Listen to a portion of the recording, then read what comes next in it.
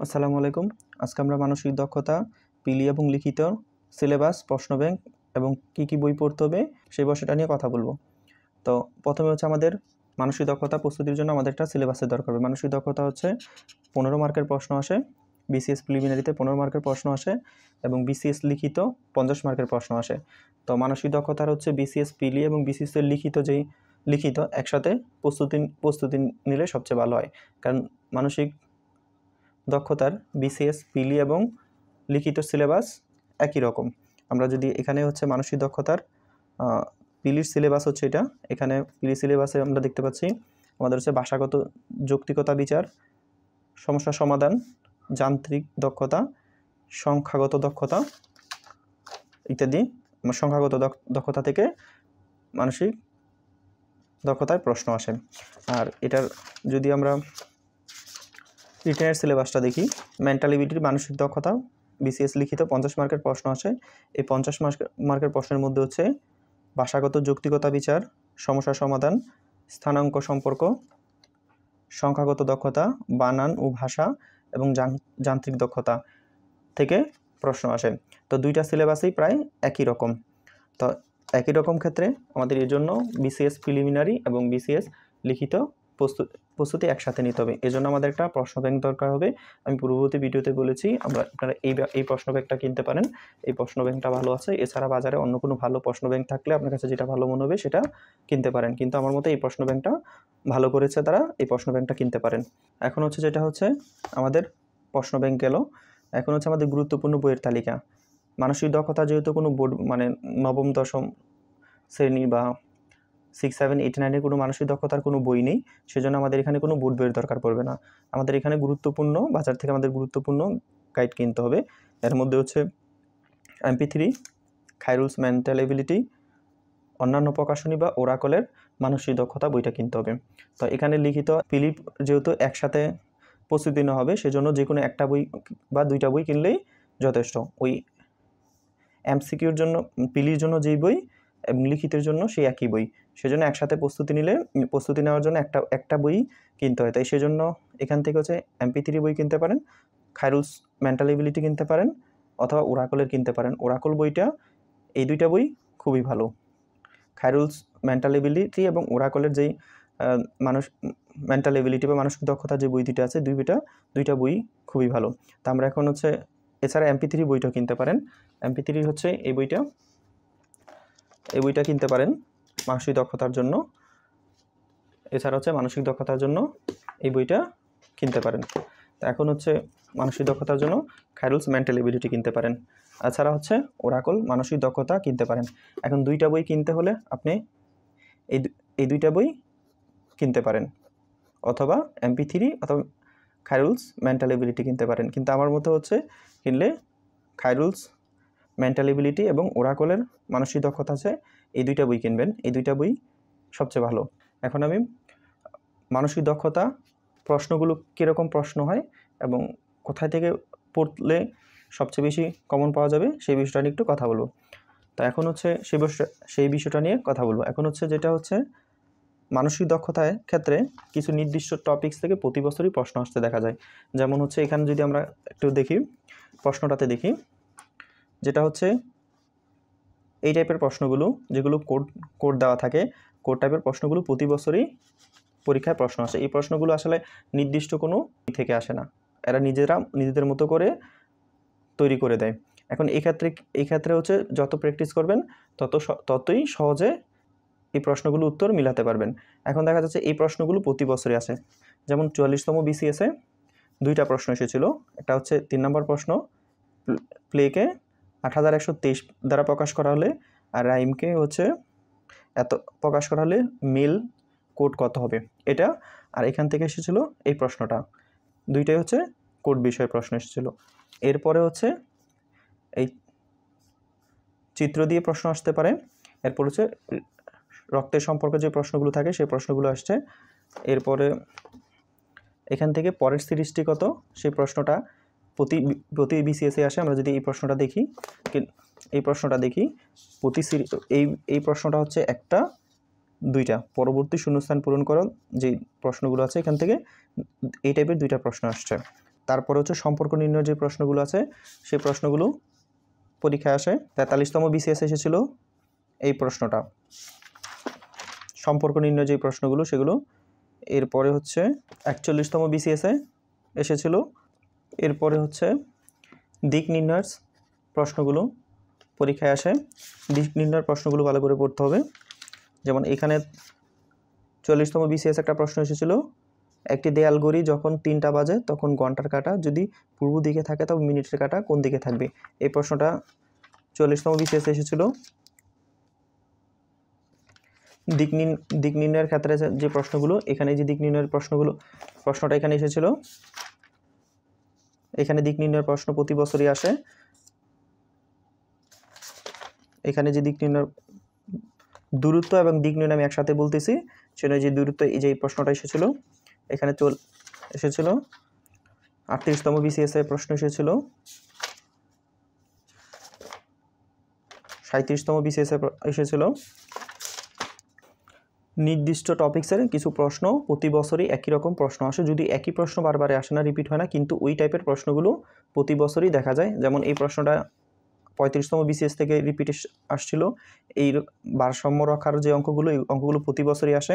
এটা যেমন 40তম বিসিএসে এই প্রশ্ন এসেছিল। 43তম বিসিএসে একটা প্রশ্ন এসেছিল যে এটা ভারসাম্য নির্ণয়ের অঙ্ক।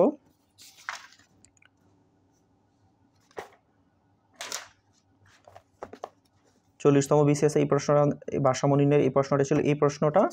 আর 44তম বিসিএসে যে প্রশ্নটা এসেছিল সেই প্রশ্নটা সেম একই রকম, কিন্তু শুধুমাত্র মানের পরিবর্তন করে দিছে। এরপরে হচ্ছে ভারসাম্য গেল। এরপর হচ্ছে দিন মাস নির্ণয়ের অঙ্কগুলো ভালো করে করতে হবে। সিরিজ নির্ণয়, সিরিজের পরবর্তী শূন্যস্থানে কি বসবে, শূন্যস্থানে কোন সংখ্যাটি বসবে, এবং সিরিজটির পরবর্তী কোন সংখ্যা, এই টাইপের যে প্রশ্নগুলো আছে সেগুলো খুব ভালো করে করতে হবে। 44তম বিসিএস থেকে 35তম বিসিএস পর্যন্ত যত প্রশ্ন আছে সেই প্রশ্নগুলো ভালো করে করলে, প্রত্যেকটা বিসিএস এর যে ভালোভাবে করলে, যে মানসিক দক্ষতার যে 15 মার্কের প্রশ্ন আছে সেই 15 মার্কের প্রশ্ন থেকে 12 মার্কের এমসিকিউ পারা একদম সম্ভব। এটা অসম্ভবের কোনো কিছু না। একটাই সমস্যা, মানসিক দক্ষতা হচ্ছে যত বেশি প্র্যাকটিস করবে তত বেশি সহজে এটা পারা যাবে। সেজন্য হচ্ছে আমি যদি মানসিক দক্ষতার জন্য আমি যে 2টা বইয়ের কথা বলেছি, এই 2টা বই আসলে ওরাকলের মানসিক দক্ষতা এবং হচ্ছে খায়রুলস মেন্টাল এবিলিটি, এই 2টা বই প্রিলি এবং লিখিতের জন্য একই বই। সেজন্য একটা পড়লেই, 2টা পড়লেই, এই 2টা বা একটা যে কোনো একটা বই পড়লেই লিখিত এবং প্রিলির প্রিপারেশন হয়ে যাবে। প্রিলির জন্য 15 আর লিখিতের জন্য যে 50 মার্ক আছে, 50 মার্ক আছে, সেই 50 মার্ক এখান থেকেই কভার হয়ে যাবে। এই 50 মার্ক খুবই গুরুত্বপূর্ণ। লিখিতে 50 মার্ক হচ্ছে বিসিএস এর লিখিতই হচ্ছে আসলে মেইন পরীক্ষা। এমসিকিউ হচ্ছে আসলে বাদ দেওয়ার একটা পরীক্ষা, যে এত ক্যান্ডিডেট থাকে সেখান থেকে যোগ্য ক্যান্ডিডেটদের যাচাই করার জন্য।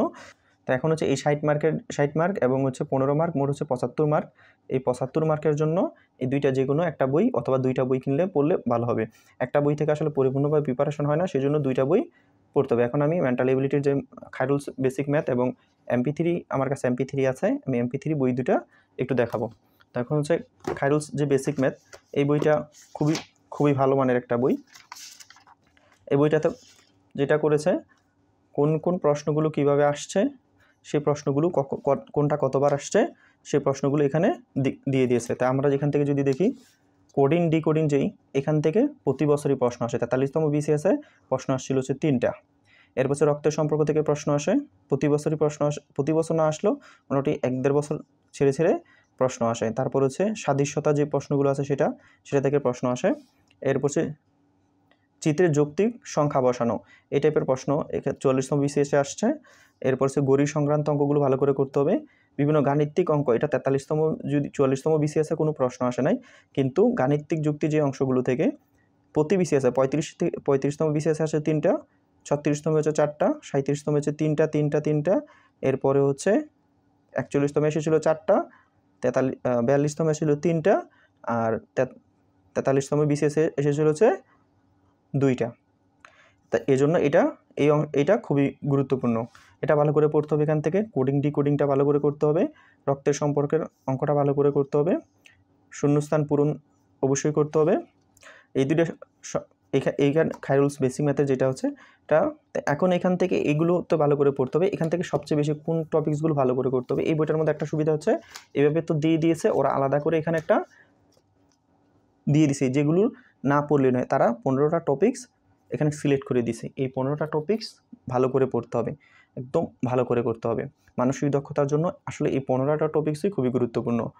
তা এখন এখানে যেটা হচ্ছে coding decoding, blood relation, speciality, analogy, completing series, logical, number in figure, clock, calendar, direction, তারপর হচ্ছে counting figures, mirror, position and ranking, abstract reasoning, mechanical reasoning. এই যে 14টা টপিকস দিয়ে দিছে, এই 14টা টপিকস ভালো করে করলেই মোটামুটি বিসিএসে এমসিকিউতে 15 মার্কের মধ্যে 13 থেকে 14 মার্ক পাওয়া একদম সম্ভব।